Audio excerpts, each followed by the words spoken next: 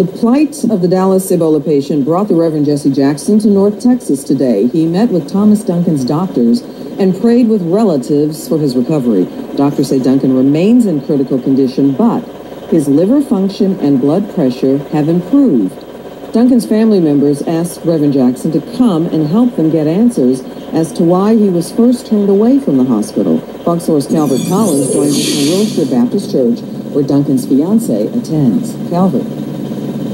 And Clarice, this was the first time that many of Duncan's family members were able to see him in medical isolation at Presbyterian Hospital, where he is sedated while he is being treated. One of those individuals was his son, that is Garcia Duncan, or Eric Duncan Jr., and the last time he saw his father was when he was 3 years old, leaving Ivory Coast with his mother after a civil war. Now, Garcia grew up here in Dallas, went to Conrad High School, and now plays football at Angelo State. It's understandable why the young man spoke few words tonight. I just came down here because I felt like God was calling me to come see my dad, even though I got school and stuff going on. It was the first time the elder and younger Duncan had seen each other face to face in 16 years. Duncan's mother, Louise Troe, has been worshiping at Wilshire Baptist Church for the past year. The senior pastor visited her yesterday at her secluded home, since she and 3 children are quarantined there for the next 2 weeks. Thank the hospital for all the support and trying to help my dad stay alive. Today, Eric Duncan walk out of here with his own power. Reverend Jesse Jackson led a prayer with Presbyterian Hospital staff on the front lawn. Many in scrubs and lab coats, many who had never treated Eric Duncan, but heard about this vigil through an email. Jackson believes Duncan should not have been released after his first trip to the ER. And then he got sick, came here with all the symptoms, was not admitted. Went home, got more sick, and came back. Another thing now that after 2 or 3 days of hesitancy, the hospital now is working vigorously to salvage its own reputation and its responsibility. When Eric got here first, he was turned away. He didn't get that kid. He didn't get that kid. The kid he deserved like everybody else in America did. But now praises medical staff. And now he's under the best of care, intensive care, and we have hopes he will survive. Jackson did not see Duncan, but spoke to his doctors. He says his temperature and vital signs have stabilized, but he still has a lung and kidney infection. The Reverend urges more prayer vigils for these many employees, united by one patient. Right now. Feel our spirits. Right now. And many of Duncan's relatives, as I mentioned, are now here in Dallas. They've traveled from all over the country. I'm told that his mother, who came in, I believe, from North Carolina, is feeling stressed, as is his fiancée, Louise Troe, who is the mother of the son, Garcia, who I mentioned earlier, also feeling stressed, especially because she's still in quarantine with 3 children, Clarice. But we should mention that of the 48 people still being monitored by medical doctors and the like, that no one still has shown any symptoms of Ebola. And hopefully it's going to stay that way. Calvert Collins live tonight. Thank you. Early in the day, Jackson spoke critically of Duncan's care at Texas Health Presbyterian. He compared it to the high level of care that American-born Ebola patients have gotten at other American hospitals. It seems the way we White guys. The Americans in Georgia, Americans in Nebraska, different way we treated a victim here in Dallas.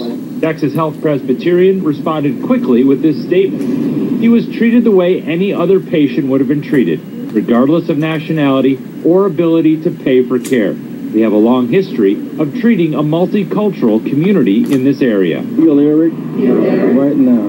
Feel our spirits right now.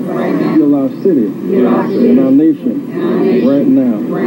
By afternoon, Jackson had met with hospital officials and was leading a prayer vigil with hospital employees and Duncan's nephew. And I appreciate you. No amount of thanks in the world I can give to you, but you're all and forever in my debt for treating a man who had no means, he had no ways, but you treated him like a diamond.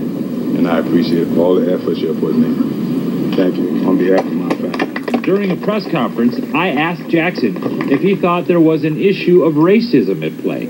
Well, I don't want to say that, only because that's a headline that could be the version of America what we're talking about. Whether you are white in Atlanta or whether you are white in Nebraska or black in Dallas, we know there's different treatment among blacks in the country. His tone had changed, and before he left town, Jackson spoke highly of Duncan's care. I think they've done a marvelous recovery. We want to embrace the hospital staff and work with them on his recovery. However, Jackson says he remains concerned that Duncan was sent home from the hospital the first time he came in for help. Because he was black. And that's the only way he can explain it. He's got to bring race into it every time.